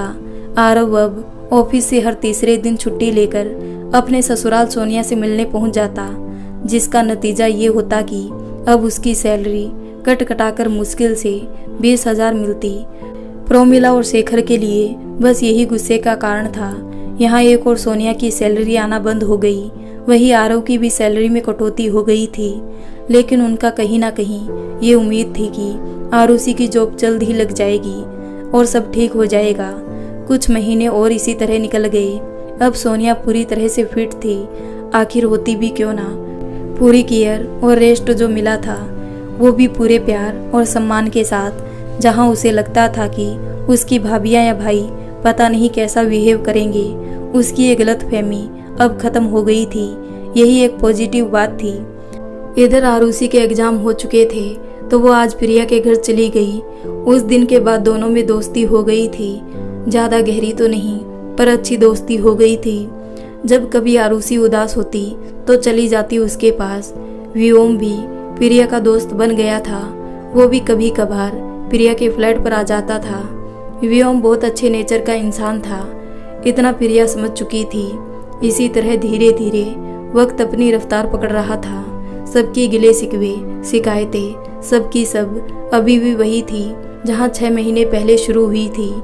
जहाँ चुलबुली और जिद्दी सी आरुषि शांत हो गई थी, वही शांत सा आरव हर वक्त गुस्से में भरा रहता। सोनिया ने अपने डिसीजन लेना शुरू कर दिया था।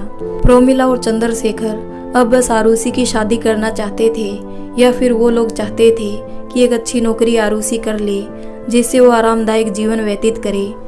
कुछ महीने और इसी तरह बीत गए। संडे था तो आरव सुबह सुबह सोनिया से मिलने उसके घर चला गया। नेहा ने आरव को आज काफ़ी दिनों बाद देखा तो वो पहले से काफ़ी कमज़ोर हो गया था। ना चेहरे पर पहले सी रौनक थी, ना कोई मुस्कान, बस एक हल्की सी उदासी और मायूसी उसके चेहरे पर फैली हुई थी।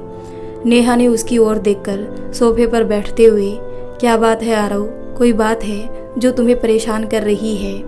आरव ने नेहा की ओर देखा पर कोई जवाब नहीं दिया तो नेहा अपनी ही बात को इग्नोर करते हुए, मैं अभी आपके लिए चाय नाश्ता लेकर आती हूँ, तब तक मैं सोना को भेजती हूँ। दूसरी ओर आरुषि को आज मल्टीनेशनल कंपनी में ज्वाइनिंग लेटर मिल चुका था और उसी सेम कंपनी का ज्वाइनिंग लेटर सोनिया के पास था। दोनों ने ही नेक्स्ट मंथ में सेम पोस्ट पर सेम डे ज्वाइन करना था, लेकिन इस चीज़ का ना तो सोनिया को कोई फर्क पड़ने वाला था, ना ही आरुषि को।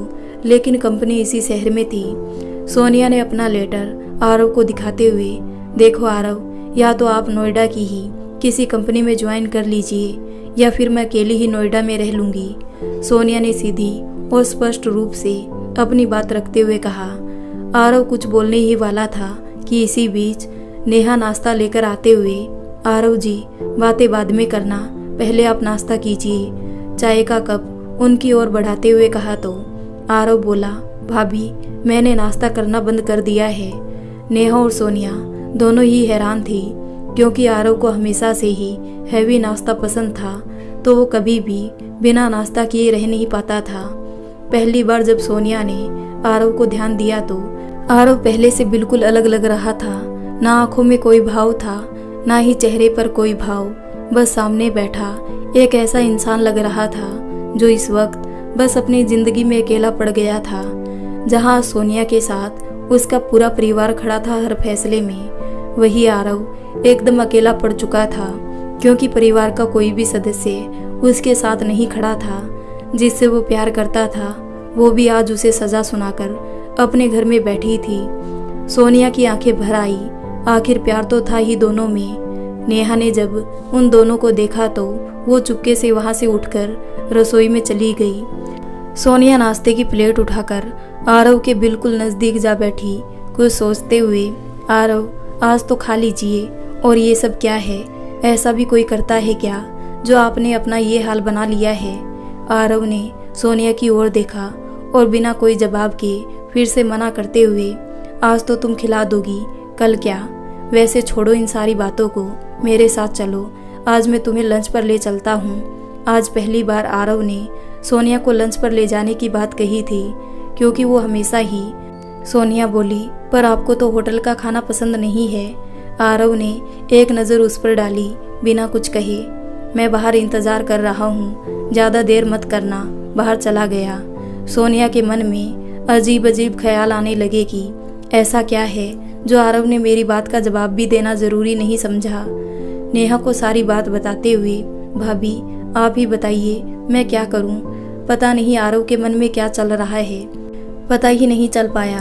नेहा ने कहा, देखो सोना, ये तुमको उसके साथ जाकर ही पता चलेगा, और अब तुम जाओ उसके साथ। नेहा ने लाल रंग की एक साड़ी अलमारी में से निकालकर सोनिया के आगे करते हुए कहा, ये पहनना आज माँ की है जो उन्होंने मुझे दी थी अपने आशीर्वाद के रूप में, पर मैं चाहती हूँ आज तुम इसको पहनकर अच्छे से तैयार हो। आज तुम्हें भी उनके आशीर्वाद की ज़रूरत है। हल्की सी भराई हुई आवाज़ में सोनिया ने कहा, जा जल्दी रेडी हो जा। सोनिया अनमने मन से रेडी हुई और बाहर आ गई, जहाँ पहले से ही आरव उसका वेट कर रहा था। आरव ने सोनिया को देखा और गाड़ी का दरवाज़ा खोलते हुए, आओ सोना। सोनिया हैरान थी एक चीज़ से, क्योंकि आरव के पास तो बाइक ही थी, लेकिन आज ये गाड़ी। उसका मन ये सब देखकर बैठा जा रहा था, क्योंकि जहाँ तक वो आरव को जानती थी वो उन लोगों में से एक था जो लोग फालतू के दिखावे में आकर आमदनी से अधिक खर्चे नहीं करते थे। लेकिन आज ये सब कुछ अलग था। सोनिया ने कुछ पूछना चाहा, लेकिन आरव उससे पहले ही, अभी कुछ नहीं, जो सवाल जवाब करने हैं वो सब लंच के बाद करना सोना, क्योंकि अभी मैं कोई भी जवाब देने के मूड में नहीं हूँ। सोनिया अपना मुंह बनाकर रह गई। इधर आरुषि अकेली थी, वो किसी से ये बात शेयर करना चाहती थी तो प्रिया के पास चली गई। आज संडे की वजह से व्योम प्रिया के घर आया था, क्योंकि वो अकेला रहता था तो अक्सर इसी तरह एंजॉय करता है। व्योम ने जब आरुषि को प्रिया के फ्लैट में देखा तो हैरानी से एक नज़र उस पर डाली, तुम यहाँ, वो भी इस वक्त आरुषि? हाँ तो इसमें क्या बड़ी बात है, प्रिया मेरी दोस्त है तो आ गई।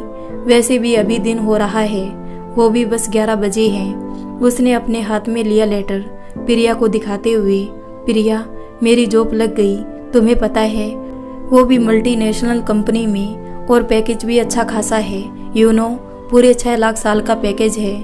व्योम बोला, आरुषि कौन सी कंपनी में ज्वाइन कर रही हो? आरुषि ने हल्का सा मुस्कुराते हुए उसे कंपनी के बारे में बताया तो वो भी हैरान हो गया। आरुषि, आरव को पता है इस बारे में? आरुषि ने मुंह बनाते हुए कहा, मैं उससे पिछले 1 साल से बात नहीं करती। व्योम बोला, क्या, पर क्यों आरुषि? बस नहीं मन था तो नहीं की, तुम्हें इन सब से क्या?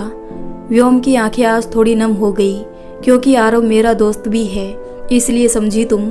गुस्से में व्योम ने आरुषि की ओर देखते हुए कहा, यू नो आरुषि, मैंने जब से तुम्हें देखा था तब से तुम्हें प्यार करने लगा था। जानती हो क्यों? क्योंकि मुझे लगता था जिस तरह आरव अपनी फैमिली के लिए कुछ भी कर सकता है वैसे ही तुम भी कर सकती हो। पर तुमने तो 1 साल से उससे बात तक नहीं की, जबकि वो तुम्हारा भाई है। क्या वो इस काबिल भी नहीं था कि तुम उसका दर्द समझ सकती? मतलब वो बिल्कुल अकेला पड़ चुका था इस वक्त, इसलिए उसने लेट नाइट तक काम करना शुरू कर दिया था। ओ गॉड, व्योम खुद को संभालते हुए बोला। प्रिया चलो, आज मैं तुम्हें पार्टी देता हूँ। आरुषि की जॉब लगने की खुशी में आखिर प्यार जो करने लगा था इससे, पर ये मेरे प्यार के काबिल नहीं है। जो लड़की एक घर में रहकर भी अपने भाई से, मम्मी पापा से बात ना करे, वो कल मेरे घर वालों से क्या? व्योम ने अपनी बात को अधूरा छोड़ते हुए, वैसे आज मेरे लिए सबसे खास दिन है तो तुम दोनों चल रही हो।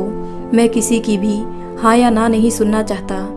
आरुषि की समझ में कुछ नहीं आ रहा था कि ये क्या हो रहा है। व्योम इस तरह से बात क्यों कर रहा है? आरुषि भी पहली ही नज़र में व्योम को लाइक करने लगी थी, तो उसकी कई बातों से आज सी महसूस कर रही थी खुद को। वही प्रोमिला और चंदर अभी भी वैसे ही थे जैसे पहले। तो मतलब ये तो साफ है कि ये दोनों इतने स्वार्थी थे जिन्हें सिर्फ और सिर्फ अपनी खुशियाँ नजर आती है। हाँ, पिछले कुछ दिनों से आरव से बात जरूर करने लगे थे, क्योंकि अक्सर उन्हें किसी न किसी दिक्कत का सामना करना पड़ता था, जिससे वो मजबूरी में ही सही पर बात करने लगे थे। वो उन लोगों के जैसे ही जो अपने मतलब के लिए गधे को भी बाप बना लेते हैं, तो यही हाल इनका था। आरव, ये सब क्या है? और इतना सब अपने टेबल पर देखते हुए जहां होटल की सारी डिशेज रखी हुई थी, सोनिया ने बोला, तुम किसी और की गाड़ी क्यों मांग कर लेकर आए? जबकि तुम्हें किसी की भी चीज़ बिना मतलब लेना पसंद नहीं है, तो बोलो। आरव, ऐसा भी क्या है जो तुम ये बचकानी हरकतें कर रहे हो? आरव हल्का सा मुस्कुराते हुए, ये गाड़ी मेरी है सोना, कल ही निकलवाई है। सोनिया हैरान थी, क्योंकि जहाँ तक उसे पता था आरव की सैलरी में 25 लाख की महंगी कार की इंस्टॉलमेंट निकालना पॉसिबल नहीं था। सोनिया मन ही मन घबरा उठी कि कहीं आरव कोई गलत काम तो नहीं कर रहा। सोनिया को चुप देखकर आरव ने कहा, क्या बात है सोना, खुश नहीं लग रही? नहीं आरव, ऐसा कुछ नहीं है, बस कुछ सोच रही थी कि इतनी महंगी गाड़ी, वो भी। बस कुछ देर रुक जाओ सोनिया। तभी वहाँ एक औरत अंदर आई जिसकी उम्र लगभग 40 के आसपास थी। सोनिया, ये मेरी बुआ है। सोना, इनका एक ही बेटा था, वो भी अबोर्ड चला गया है। घर पर इसलिए नहीं आती थी कि मम्मी बुआ को कभी भी पसंद नहीं करती थी। सोनिया ने खड़े होते हुए पैर के हाथ लगा दिया, तो उन्होंने भी उसे पूरा का पूरा आशीर्वाद एक ही सांस में दे दिया। सदा सुहागन रहो, जल्दी से तुम अपना परिवार पूरा करो। सोनिया बस हल्का सा मुस्कुराते हुए वापस बैठ गई, लेकिन आज उसे आरव बिल्कुल अजीब लग रहा था, जैसे वो था ही नहीं कभी, और मन में कई ख्याल आ रहे थे। इधर व्योम भी उसी होटल में प्रिया और आरुषि के साथ पहुंच गया लंच के लिए, जहां पहले से ही आरव था, लेकिन वह अभी दूसरे कैबिन में था। व्योम अभी भी नाराज था, लेकिन फिर भी उसने उन दोनों को देखा और किसी को कॉल कर दिया। जैसे ही वापस आया तो वेटर इन लोगों को बोल रहा था, सॉरी, ये कैबिन पहले से बुक है, तो आप लोग हॉल में चले जाइए। व्योम बोला, ओके। थोड़ी देर पहले व्योम ने आरव को कॉल करते हुए, हेलो व्योम, तुम ले आए आरुषि और प्रिया को? व्योम बोला, ओके, बाद में बात करता हूँ, वरना उसे शक हो जाएगा। दूसरी ओर चंदर और प्रोमिला दोनों मार्केट में थे, तो उनके फ़ोन पर कॉल आया। हेलो।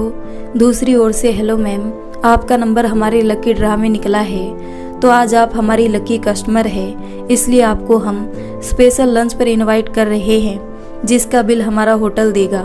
प्रोमिला ने खुश होते हुए, जी, वो बड़े से होटल वालों का फ़ोन था, क्यों ना हम वहाँ चले, क्योंकि बिल तो पूरा का पूरा होटल वाले ही देंगे। वैसे भी मैं क्या कहती हूँ कि आरुषि को भी बुला लूँ और बोल दूँगी लंच हमारी तरफ से है, उसकी नौकरी लगने की खुशी में। चंदर ने पहले तो थोड़ी आनाकानी करते हुए, प्रोमिला, कहीं कोई मजाक तो नहीं कर रहा हो हमारे साथ? प्रोमिला बोली, हो सकता है। उसने कन्फर्म करने के लिए गूगल से नंबर निकालकर रिसेप्शन पर कॉल किया, फिर से वही बात सुनकर प्रोमिला जी चहक उठी। चलिए ना जी। जैसे ही वो वहाँ आई, गार्ड ने कहा, 1 मिनट मैम, आप लोगों के लिए इंतज़ाम हॉल में है। प्रोमिला और चंदर जी ने एक दूसरे को देखते हुए, कहीं कुछ गड़बड़ तो नहीं। गार्ड ने कहा, वो मैम, आप लोग स्पेशल गेस्ट हो तो। दोनों गार्ड के साथ आगे बढ़ गए। इधर हॉल को बहुत ही खूबसूरत सजा रखा था, जैसे कोई बड़ी पार्टी या फंक्शन हो। गार्ड प्रोमिला और चंदर जी को बैठाकर चला गया था। दूसरी ओर एक टेबल पर आरुषि, व्योम, प्रिया बैठे थे। कुछ और भी गेस्ट थे हॉल में। सोनिया ने ज़्यादा कुछ नहीं खाया, पर फिर भी वो बस आरव का बदला रूप देख रही थी। आरव ने चुप्पी तोड़ते हुए, सोनिया, वैसे तुम्हें मेरा दोस्त व्योम कैसा लगा? आरुषि के लिए सोनिया ने कहा, अच्छा है, वैसे जान पहचान भी है तुम्हारी उसके और उसके परिवार के साथ, तो सबसे बेस्ट चीज़ ये है। आरव बोला, तुम्हें पता है, मैं आज व्योम और आरुषि की इंगेजमेंट कर दूंगा, अगर सब कुछ ठीक रहा तो। सोनिया बोली, पर अचानक आरव ने हल्का सा मुस्कुराकर उसे देखा, और फिर बाकी सब बाद में, अभी हमें हॉल में जाना होगा। थोड़ी देर में वहाँ एक जोरदार आवाज़ गूंजी, good afternoon everyone and happy mother day. सबकी नज़रें सामने खड़े शख्स पर थी। चंद्रशेखर और प्रोमिला बार बार अपनी आंखें मल रहे थे हैरानी से, क्योंकि उन्हें अभी भी यकीन नहीं हो रहा था कि सामने खड़ा शख्स उनका बेटा हो सकता है, जिसे वो 1 नंबर का नालायक मानते थे और नाकाबिल। पर फिर भी आज दोनों पहली बार आरव को देखकर खुश थे। प्रोमिला, ये आरव यहाँ कुछ समझ नहीं आया। उधर दूसरी ओर आरुषि हैरान थी आरव को देखकर। जैसे ही वो गुस्से में उठने लगी, व्योम ने उसका हाथ पकड़कर उसे बैठाते हुए, ठहरो आरुषि, अभी तुम कहीं नहीं जाओगी। आज ना तो घर में किसी को भी याद था कि मदर डे है, ना सुबह से किसी ने विश किया था। प्रोमिला, वैसे मुझे तो लगता था कि आरव इस बार भी विश नहीं करेगा, पर ये देखो, इसको हर साल की तरह याद है, बस आज दोपहर हो गई। आरव ने फिर बोलना शुरू किया, वैसे तो आज ये छोटा सा प्रोग्राम अपने प्रमोशन की खुशी में रखा है, पर आज मदर डे है तो सबसे पहले मैं उसी के बारे में बोलूँगा। आरव बोला, माँ, मैंने सुना है कि माँ और बच्चे का 9 महीने से ज़्यादा का रिश्ता एक दूसरे से होता है, तो मेरे साथ ऐसा क्यों नहीं है? माँ, क्यों तुमने मुझे जन्म देकर भी पराया बना दिया? जानती हो, उस दिन जब मुझे सब कुछ पता चला तो बहुत ज़्यादा दुख हुआ कि एक माँ होकर 2 बच्चों को जन्म देकर भी तुम एहसास को भूल गई। मुझे नहीं पता था सास बहू में क्या आनाकानी थी, पर कहते हैं कि माँ बाप को बच्चों से ज़्यादा उनके बच्चे प्यारे होते हैं, क्योंकि वो एक बार फिर अपना बचपन उनके साथ जीते हैं। लेकिन आप लोगों ने तो अपने बचपन के साथ मेरा आने वाला कल भी छीन लिया। माँ बच्चों का दर्द उनकी आंखों में पढ़ लेती है, लेकिन आपने तो जानने के बाद भी मुझे पराया समझा, बस इसलिए कि मेरी शादी हो गई थी तो मना कर देते मुझे कि शादी मत करो। कम से कम मुझे एक दर्द से तो ना गुजरना पड़ता कि आप माँ होकर भी मेरा दर्द, मेरे एहसास नहीं समझ पाई। सबसे बस सुना है कि बच्चे अपने मम्मी पापा को बुढ़ापे में वृद्धाश्रम छोड़ आए। बच्चों ने उनकी इज्जत नहीं की। बेटे ने अपनी पत्नी के कारण माँ बाप को अकेला छोड़कर अलग घर बसा लिया, लेकिन कभी कोई बच्चों के बारे में क्यों नहीं सोचता? उन्होंने ऐसा क्यों किया? क्या मेरी पत्नी का बस इतना कसूर था कि वो शादी करके मेरे घर आ गई और बिना किसी भेदभाव के अपने फर्ज निभा रही थी? मैं कोई भेड़ बकरी तो खरीद कर नहीं लाया था ना, तो बोलो किस गुनाह की सजा हर बार मुझे ही मिली? सोनिया के पास तो फिर भी उसका दर्द बांटने के लिए उसका परिवार था, मेरे पास वो भी नहीं। जन्म देने वाले माँ बाप होते हुए भी अनाथ बना दिया था आप दोनों ने मुझे, लेकिन फिर भी मैं अपना हर फर्ज आपके प्रति निभाऊंगा, क्योंकि आखिर आपके 9 महीने पेट में रहने का फर्ज तो मुझे निभाना ही होगा। क्यों? अगर मैं गलती से मुंह मोड़ता हूँ तो चाहे मेरी गलती हो या ना हो, पर गलत तो मुझे साबित किया जाएगा। हर बार की तरह बेटा बहू के बहकाने में आ गया। वहाँ बैठे हर इंसान की आंखों में आंसू थे। आरव, अरे रुको रुको, अभी मेरी बात खत्म नहीं हुई। जानता हूँ आज मातृ दिवस है, फिर भी अपनी पत्नी की भी थोड़ी तो तारीफ करनी ही पड़ेगी ना। आई एम सॉरी सोनिया, मेरे और मेरे परिवार के कारण तुम्हें एक ऐसा फैसला लेना पड़ा जो तुम्हें दर्द दे, पर तुम्हें क्या लगता है जब कोई भी लड़की प्रेग्नेंट होती है तो वही उन पलों को जीती है, वही इस एहसास से गुजरती। माँ बनने के साथ बस उसके एहसास ही जुड़े होते हैं। आरव थोड़ा रुककर पानी का गिलास एक ही गटकते हुए, नहीं सोना, एक लड़के को भी जब ये पता चलता है कि उसका अंश इस दुनिया में आने वाला है तो उसकी खुशी 1000 गुना होती है। जानता हूँ फिजिकली बहुत सी बातें सिर्फ लड़की सह सकती है, पर मेंटली वो लड़का भी हर पल हर लम्हा उस पल को जीता है। वो उसके आने से पहले ही उस बच्चे की आने की तैयारियां शुरू कर देता है, उसके फ्यूचर प्लान बना लेता है। और जब कभी इस लड़की का गलती से मिसकैरेज हो जाता है, वो भी अंदर ही अंदर टूटता है, बिखरता है। क्यों? कोई उस वक्त मेरा दर्द नहीं समझ पाया। दिखा तो बस एक माँ का दर्द, एहसास। जानती हो मैं पिछले 6 महीनों से तुमसे क्यों नहीं मिलने आया, क्योंकि तुम्हारी आंखें सिर्फ मुझे गुनाहगार की तरह देखती थी। लेकिन आज काफ़ी दिनों बाद उन आंखों में मैंने अपने लिए फिक्र देखी। जब तुमसे मिलने आता था बहुत ज़्यादा डिप्रेशन का शिकार हो गया था, और एक दिन सोचा कि तुम भी अपने परिवार के साथ खुश हो, और मेरे परिवार के अलग ही चर्चे हैं। उनको तो मेरे होने न होने का कोई पता ही नहीं, इसलिए सुसाइड करने निकला ही था कि व्योम की कॉल आ गई। वो लड़का मेरी आवाज़ सुनते ही मेरे पास रात के 1:30 बजे अपनी नींद खराब करते हुए पूछता है, न जाने कितने घंटों बैठकर मुझे समझाता है, और जब मैं नहीं माना उसने मेरे साथ ही सुसाइड करने की धमकी मुझे दे डाली। क्या लगता है वो मेरा? कुछ भी तो नहीं, लेकिन जो रिश्ता एक माह 9 महीने में भी मुझे गर्भ में रखकर ना बना सकी, एक पत्नी मेरे साथ 7 फेरे लेकर भी ना बना सकी, आरुषि की ओर देखते हुए, और एक बहन बचपन से मेरे साथ रहकर मेरे साथ खेलकर भी ना बना सकी, वो इन कुछ महीनों में व्योम ने बना लिया दिल का रिश्ता। आरव ने एक नज़र सोनिया के ही पास बैठी अपनी बुआ पर डालते हुए एक नई माँ ने मेरे साथ बना लिया, क्योंकि उन्हें रिश्तों को निभाना और परिवार को बचाना दोनों आता है। जब व्योम ने एक दिन मेरे फ़ोन पर बुआ का फ़ोन गलती से रिसीव किया, उन्हें सारी बात बताई कि मैं क्यों इतना परेशान हूँ। वो बिना पुरानी बातों के बारे में सोचे मेरे घर के बाहर धूप में न जाने कितनी देर तक मेरा वेट करती रही, और मुझे अपने साथ ले गई अपना बेटा बनाकर। उनके रूप में आज मुझे एक यशोदा माँ मिल गई। ऐसा नहीं है कि उनका कोई परिवार नहीं है, पर बिना मुझे जन्म दिए भी वो मेरा दर्द समझ गई। मुझे रिश्ते निभाने से ज़्यादा रिश्ते बचाना समझा दिया, और अब मैंने एक फ़ैसला लिया है। अब जब भी मेरी ज़रूरत मेरे जन्म देने वाले माँ बाप को होगी, मैं उनके साथ होऊंगा।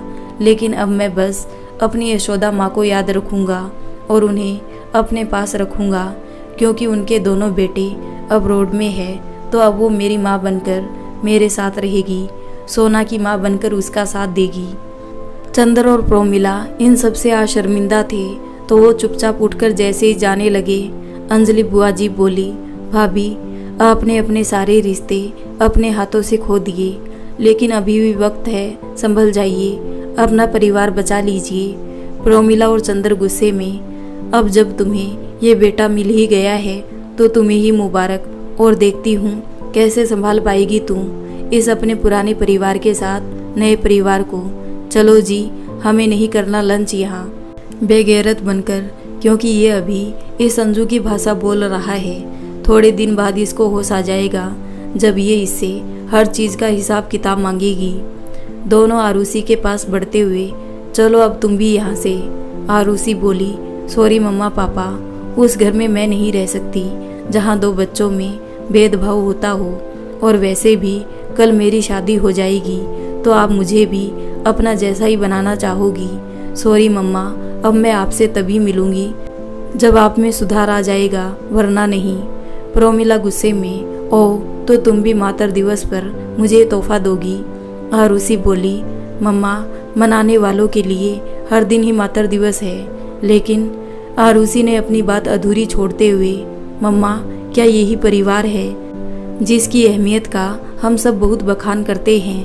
क्या यही परिवार है? मम्मा, परिवार वो होता है जो हर परिस्थिति में एक दूसरे के साथ खड़ा हो। जैसे इस वक्त बुआ अपने भाई के परिवार के साथ और दूसरी ओर मुंह करते हुए सोनिया भाभी के साथ उसका परिवार खड़ा है। वो देखिए एंडर्स की ओर इशारा करते हुए। लेकिन खुद को देखो, आप अकेली खड़ी हो। आरुषि आरव और सोनिया की ओर बढ़ते हुए, सॉरी भाई, आज अगर व्योम मुझे ना लेकर आता तो शायद मैं भी इन्हीं की तरह अकेली रह जाती। आरव के गाल को छूते हुए, भाई भूल हो गई, माफ़ कर दो। सोनिया ने आगे बढ़कर माहौल को हल्का बनाने के लिए आरुषि को गले लगा लिया और धीरे से उसके कान के पास जाकर, वैसे व्योम जी कैसे लगते हैं तुम्हें भाभी? सोनिया बोली, तुम्हारे भाई ने उन्हें तुम्हारे लिए पसंद किया है। आरुषि बोली, व्हाट? भाई ने बिना पूछे ही? सोनिया बोली, तो ठीक है, मैं मना कर देती हूँ क्योंकि तुम्हारी यहाँ बहुत मायने रखती है। आरुषि बोली, नहीं भाभी, ऐसी बात नहीं है, पर वो मुझसे नाराज है अभी, और बिना मम्मा पापा के कैसे मैं आगे बढ़ सकती हूँ। सोनिया आरुषि को एक और ले गई और थोड़ा समझाते हुए, आरुषि उन्हें एहसास हो या ना हो, वो रहेंगे तो हमारे परिवार का हिस्सा ही। तो जा तुम मना लाओ, अभी ज़्यादा दूर नहीं गए होंगे। इधर आरव को भी अंजलि ने समझा दिया। दोनों ही बाहर निकलकर इधर उधर देखा तो ग्राउंड में एक और टूटी हुई सी प्रोमिला की आवाज़ सुनाई दी। आज मैंने खुद अपने हाथों अपना परिवार तोड़ दिया। जिसकी खुशी के लिए ये सब किया, उसने भी मेरा साथ छोड़ दिया। चंदर जी, आप तो मुझे समझा सकते थे, लेकिन आपने तो मेरा ही साथ दिया। क्यों? अगर आप गलत को गलत बोलने की हिम्मत रखते तो आज ये सब ना होता। तभी आरुषि ने प्रोमिला के कंधे पर हाथ रखते हुए, sorry mamma and happy mother's day. और हाँ, अब आप अपना हुलिया ठीक करके आ जाओ, और आपका वेट एक सरप्राइज कर रहा है, प्लीज़ जल्दी आना। प्रोमिला और चंदर दोनों एक साथ बोले, पर हम लोग आरव से कैसे आंखें मिला पाएंगे? आरव पीछे से ही, बस एक बार अपने बेटे को दिल से अपना कहकर तो देखो माँ, कितना प्यार है उसके दिल में आप लोगों के लिए। प्रोमिला अपने हाथ जोड़ते हुए, मुझे माँ, आरव बीच में ही, मम्मी आज नहीं, आज मेरे प्रमोशन की खुशी मनाइए अपने परिवार के साथ। आरव नम आंखों से चला गया, अपनी आंखें बंद करते हुए, सोना, मेरे कारण तुम्हें मदर डे की खुशी मिलने के लिए अभी 4 साल और वेट करना होगा। तभी पीछे से बिल्कुल धीमी आवाज़ आरव के कानों में पड़ी, किसने कहे 4 साल वेट करना होगा? बस अगले साल हम अपनी फैमिली आगे बढ़ा लेंगे। आरव ने कहा, व्हाट? सोनिया ने उसकी गर्दन से होते हुए चुपके से उसकी गाल पर किस कर दिया। पर वो इंजेक्शन वो वीकनेस के लिए था, समझे आप? और ये सब प्लान व्योम जी और नेहा भाभी का था, जिसमें उन दोनों ने मुझे शामिल किया। जानती थी आप टूट जाओगे मेरे डिसीजन से, पर उन्होंने मुझे आपकी कसम देकर यह प्लान पूरा किया। और आपको क्या लगता है कि मुझे आपकी कोई खबर नहीं थी? तो मिस्टर आरव सुन लीजिए, बीवी हूँ आपकी, पल पल की खबर कैसे रखना जानती हूँ। आरव थोड़ा शरारत भरे लहजे में, ओहो, तो क्यों ना फिर कल ही हनीमून पर चले, बोलो। सोनिया ने कहा, फिलहाल तो आप अंदर चलिए। आरव ने उसकी बाजू पकड़कर अपनी ओर घुमा लिया और धीमे से उसके होठों पर अपने लव रख दिए। थैंक यू, चलो अब। अंदर सब कुछ रेडी था। व्योम अंगूठी लिए अपने घुटनों के बल बैठा था और बस आरुषि की हाँ का इंतजार कर रहा था। आरव और सोनिया दोनों ने आरुषि की ओर देखा तो आरुषि ने हाँ में सिर हिला दिया। प्रोमिला उन दोनों के पास जाकर उन्हें आशीर्वाद देते हुए वापस आरव के पास चली गई। एंगेजमेंट अच्छे से हो गई थी। व्योम आरव के पास जाकर, थैंक यू साले साहब, आप हमारी इज्जत रखने के लिए। दोनों एक दूसरे के गले लग गए। वैसे आरव, अभी मुझे लगता नहीं है कि तुमने आरुषि और भाभी को बताया है। लगता है तो एक और धमाका फोड़ने वाला है। आरव ने कहा, ना ना ना, वो धमाका नहीं होगा, वो छोटू सा सरप्राइज होगा इन दोनों के लिए। पर पहले इन्हें ज्वाइन तो करने दे। सब कुछ हो चुका था तो आरव ने सोनिया की ओर देखते हुए, चलो तुम्हें भी तुम्हारे घर छोड़ दूं। सोनिया हैरान सी, पर मैं तो तुम्हारे घर जाने वाली हूँ। आरव ने कहा, अभी नहीं, बस कुछ दिन वेट करो, अभी तो मैं अंजलि माँ के साथ जा रहा हूँ। प्रोमिला और चंदर हैरान थे उसके फैसले पर। कोई सवाल पूछकर शर्मिंदा नहीं होना चाहते थे, ना ही वो अब आरव को कुछ भी बोलना चाहते थे। इस तरह 1 महीना बीत गया। सब ठीक चल रहा था। आरव वीकेंड पर केशव और प्रोमिला के पास आता था। आरुषि की शादी का मुहूर्त 6 महीने बाद का निकला था। तभी सब आराम से तैयारियां करने में लगे थे। आज संडे था तो आरव, अंजलि, चंदर और प्रोमिला, आरुषि सब एक साथ सोनिया के घर सोनिया को ले जाने पहुंचे। सबके चेहरे खुशी से चमक रहे थे। नेहा और सोनिया के दोनों भाइयों ने उनका बहुत अच्छे से आवभगत की और खुशी खुशी सोनिया को उसके ससुराल के लिए विदा कर दिया। बाकी सब अलग गाड़ी से घर पहुंच चुके थे। आरव और सोनिया अपनी अलग गाड़ी में थे। आरव, ये रास्ता तो घर की ओर नहीं जाता ना? आरव बिना कुछ कहे गाड़ी को आगे बढ़ाते हुए, जानता हूँ अब तक नहीं जाता था, पर आज से यही रास्ता घर की ओर जाएगा। आरव ने एक सुंदर से घर के पास गाड़ी को रोककर, आओ सोनिया, अब ये घर हम दोनों का है। सोनिया ने कहा, आरव अब तो कोई नाराजगी नहीं, फिर ये सब क्यों? आरव ने एक बार फिर से अपनी झुकी नज़रों को सोनिया पर डालते हुए, सोना, जब रिश्तों में दरार आ जाए तो उसे भरने से अच्छा है एक नया रूप देकर 2 हिस्से कर दिए जाए। और अगर हम वही रहे तो ये दरार फिर से पड़ने के चांस है और मैं कोई भी रिस्क नहीं ले सकता जिससे हमारा पास्ट, हमारे प्रेजेंट और फ्यूचर में हजारों दरारें डले। सोनिया, मैंने फैसला ले चुका हूँ, तो अब आगे तुम कुछ नहीं सोचोगी। वैसे भी मम्मी पापा का घर नज़दीक ही है, तो जब कभी भी हमें एक दूसरे की ज़रूरत होगी हम साथ होंगे। और मैंने वहाँ एक उनकी सुविधा अनुसार एक परमानेंट मेड रख दी, तो उन्हें कोई परेशानी नहीं है। सोनिया का मन तो नहीं था, पर फिर भी आरव की खुशी के लिए मान गई। और अगले दिन आरुषि और सोनिया को ऑफिस ज्वाइन करना था, तो आरुषि फ़ोन पर, भाभी बहुत डर लग रहा है। सोनिया बोली, मुझे भी। सुबह दोनों ऑफिस पहुंची। पीएन ने कहा, मिस आरुषि, आपको सर ने ग्राउंड फ्लोर वाले अपने कैबिन में बुलाया है और मिसेस सोनिया को इसी फ्लोर पर सर ने अपने कैबिन में बुलाया है। दोनों एक दूसरे का चेहरा देख रही थी। दोनों कुछ डरते हुए, आई एम कमिंग सर, अलग अलग कैबिन में। आरुषि, आप यहाँ? व्योम ने आरुषि को एक नज़र देखा और फिर चेयर से खड़े होते हुए उसको अपने गले से लगा लिया। जी हुजूर, मैं यहाँ, ये मेरे पापा का केबिन है जो अब मैं संभालूंगा। पर तुम तो? हाँ, मैं अपने दम पर कुछ करना चाहता था तो जॉब करनी स्टार्ट की थी, पर अब पापा की तबीयत ठीक नहीं है तो मैंने ऑफिस ज्वाइन कर लिया। आखिर उनकी मेहनत को जाया तो नहीं कर सकता, इसलिए तुम्हारे भाई के साथ काफ़ी पहले ऑफिस ज्वाइन किया। सोनिया ने कैबिन के अंदर आते ही आरव को देखकर गुस्से से उसकी चेयर पर झुकते हुए, मक्कार कहीं। आरव ने अपनी दोनों हाथ सोनिया के कंधे पर रखकर उसे अपनी बाहों में खींच लिया, जिससे सोनिया शर्माते हुए, छोड़ो कोई आ जाएगा। आरव ने उसे देखा, और कोई नहीं आएगा, बिना परमिशन के पर्सनल कैबिन है, समझी मिसेज आरव। कुछ महीनों बाद आज आरुषि की शादी है और अभी सब खुशी खुशी एंजॉय कर रहे थे। अंजलि, नेहा, प्रोमिला सब डांस कर रहे थे। तभी नेहा ने सोनिया और आरव का हाथ पकड़कर स्टेज पर ले आई। जैसे ही सोनिया स्टेज पर पहुंची, उसका सिर चकरा गया और वो आरव की बाहों में बेहोश होकर झूल गई, जिससे आरव एकदम घबरा गया। वही प्रोमिला और चंदर जी भी थोड़ा घबरा गए। कुछ देर बाद डॉक्टर ने चेकअप करते हुए, मुबारक हो, आपकी पत्नी माँ बनने वाली है। आज सबके चेहरे पर एक नई खुशी थी।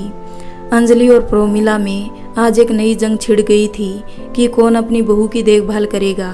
आरव मुस्कुराते हुए, मम्मी, माँ, आप दोनों बारी बारी कर लेना, अभी काफ़ी टाइम है, समझिए आप दोनों।